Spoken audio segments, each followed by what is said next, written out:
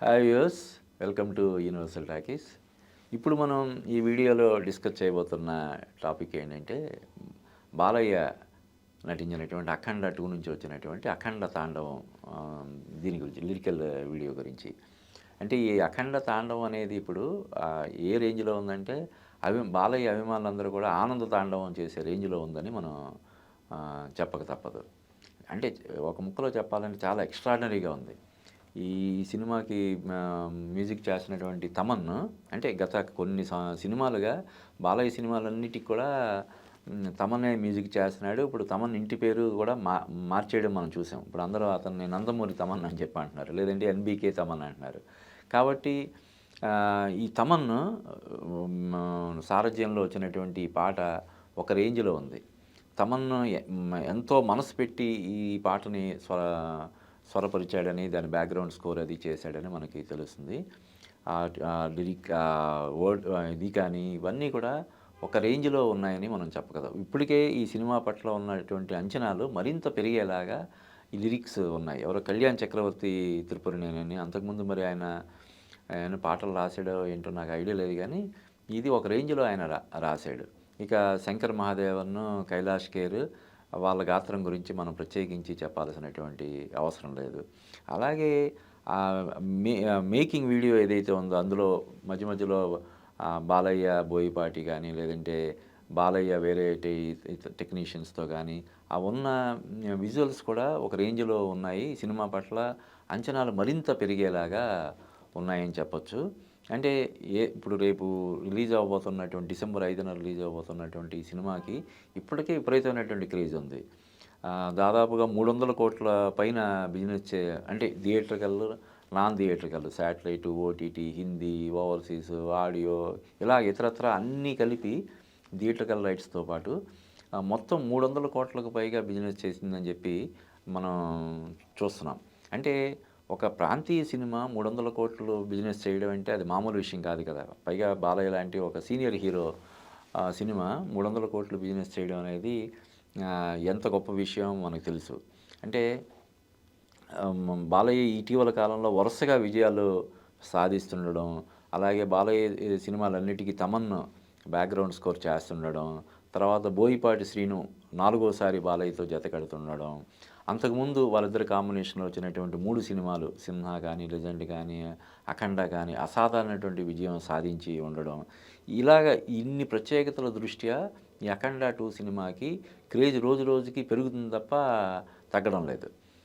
ముఖ్యంగా ఈ సినిమాతో మొట్టమొదటిసారి మన బాలయ్య రెండవ కుమార్తె తేజస్విని అఫీషియల్‌గా నిర్మాతగా పరిచయం అవుతుండడం వల్ల కూడా ఈ సినిమా పట్ల అంచనాలు విపరీతంగా పెరిగేలాగా చేస్తున్నాయి. ఈ సినిమా నుంచి వచ్చే ప్రతి అప్డేట్ కూడా అభిమానుల్ని ఉర్రూతలూగిస్తుంది. మన 14 డీల్స్ పతాకంతో కలిసి మన తేజస్విని ఈ సినిమాని ప్రేక్షకులకి అందించబోతున్నారు. అలాగే ఈ ఈ సినిమాకి సంబంధించి మొన్న బాంబేలో జరిగినటువంటి ఈవెంట్ కూడా ఇప్పుడు జాతీయ స్థాయిలో వైరల్ అవుతుంది. అంటే ముఖ్యంగా బాలయ్య ఎంతో అథారిటేటివ్‌గా హిందీ మాట్లాడడం అది మనం చూసాము. అంటే ఈసారి ఈ సినిమాతోటి హిందీ మార్కెట్‌ని కూడా అంతకుముందు కూడా బానే 'అఖండ' సినిమాకి హిందీ మార్కెట్ నుంచి మంచి ఇదొచ్చినప్పటికి కూడా ఇప్పుడు మరింతగా దీన్ని ఫోకస్ చేస్తున్నారు.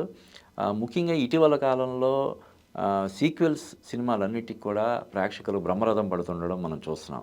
అది 'పుష్ప' కావచ్చు, 'బాహుబలి' కావచ్చు, 'PS1' కావచ్చు, 'కేజీఎఫ్' కావచ్చు, మొన్నొచ్చినటువంటి 'కాంతార' ప్రీక్వెల్ కావచ్చు. ఇలాగా ఒక సూపర్ డూపర్ హిట్ అయినటువంటి సినిమాకి సీక్వెల్‌గా వచ్చే సినిమాలకి ప్రేక్షకులు చాలా పెద్ద స్థాయిలో ఆదరిస్తున్నారు కాబట్టి ఈ సినిమా కూడా డెఫినెట్‌గా 'అఖండా'ని మించిన వసూళ్లు సాధిస్తది. దాన్ని మించినటువంటి ఆదరణ పొందుతదని చెప్పి అంచనాలు చాలా బలంగా వెలువడుతున్నాయి. ఇప్పుడు తాజాగా వచ్చినటువంటి లిరికల్ వీడియో ఈ సినిమా పట్ల అంచనాలని మరింత పెంచిందని మనం చెప్పొచ్చు. ఈ బాలయ్య ఒక సినిమాలనే కాదు, రాజకీయంగా కూడా ఆయన దూసుకుపోతుండడం మనం చూస్తున్నాం. వరుసగా 3 సార్లు ఆయన ఎమ్మెల్యేగా హ్యాట్రిక్ కొట్టాడు. అలాగే ఇటుపక్క సేవా రంగంలో కూడా ఆయన విశేషమైనటువంటి ఇది చూపిస్తున్నాడు. బసవతారకం క్యాన్సర్ హాస్పిటల్ కోసం ఆయన ఎంతగా కష్టపడుతున్నాడో మనం అంటే నిధులు సమీకరణలో కానీ, క్యాన్సర్ పట్ల అవగాహన కల్పించే విషయంలో కానీ, ఆయన ఎంతో క్వాలిటీ టైం కేటాయిస్తున్నాడు. ఈవెన్ ఆ కార్యక్రమాల్లో కూడా తమన్ కీలక పాత్ర పోషిస్తున్నాడు. అలాగే బాలయ్య గారి సోదరి, ముఖ్యమంత్రి చంద్రబాబు నాయుడు గారి సతీమణి అయినటువంటి నారా భువనేశ్వరి కూడా ఈ విషయంలో ఎంతో తోడ్పాటునందిస్తుండడం మనం చూస్తున్నాము. వీటన్నిటి నేపథ్యంలో ఆయన అంటే బాలకృష్ణ కెరీర్‌లోనే ఇది ది బెస్ట్ ఫేజ్ అని మనం చెప్పొచ్చు. పర్సనల్‌గా గానీ, ప్రొఫెషనల్‌గా గానీ ఏ విధంగా చూసినా. ఎందుకంటే బాలకృష్ణ గారి అల్లుడు ముఖ్యమంత్రిగా సారీ వియ్యంకుడు ముఖ్యమంత్రి వియ్యంకుడు బావగారు అయినటువంటి చంద్రబాబు ముఖ్యమంత్రిగా ఉన్నాడు.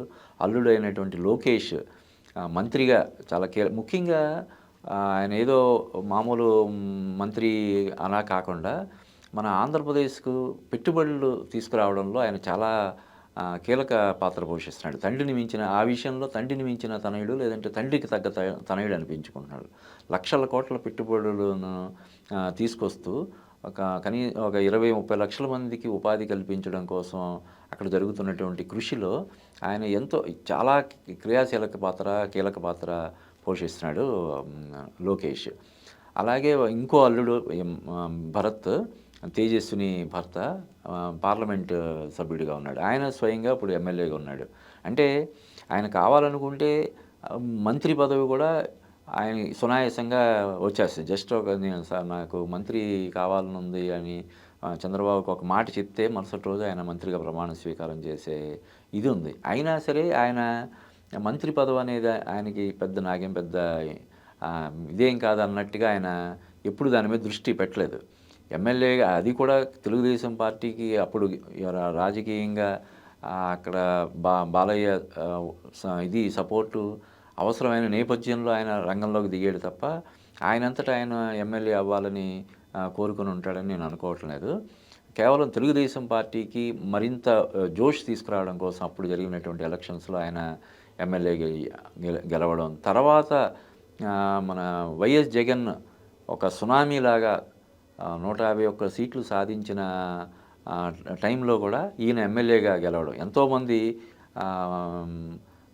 సీనియర్స్ కానీ, ఎంతో పవర్ ఉన్నటువంటి పట్టున్నటువంటి వాళ్ళ నియోజకవర్గాల్లో ఎంతో పట్టున్నటువంటి నాయకులు కూడా ఓడిపోయినా బాలయ్య రెండోసారి సునాయాసంగా గెలిగారు. ఇప్పుడు మూడోసారి కూడా గెలిచి హ్యాట్రిక్ కొట్టాడు. అయినా కూడా ఆయన మంత్రి పదవి మీద దృష్టి పెట్టలేదు, మంత్రి కావాలని కోరుకోలేదు. ఇలాగా ఆయన ఈ 3 రకాలుగా కూడా ఆయన కెరీర్ పరంగా కానీ, నటుడుగా కానీ, రాజకీయ నాయకుడిగా కానీ, వ్యక్తిగతంగా కానీ ఇన్ని రకాలుగా బెస్ట్ ఫేజ్లో ఉన్నటువంటి బాలయ్య ఇప్పుడు అఖండ 2 సినిమాతోటి మరొక అద్భుతమైనటువంటి విజయాన్ని సాధించి తన అభిమానులందరినీ కూడా ఉర్రూతలూగిస్తాడని మనం చెప్పొచ్చు.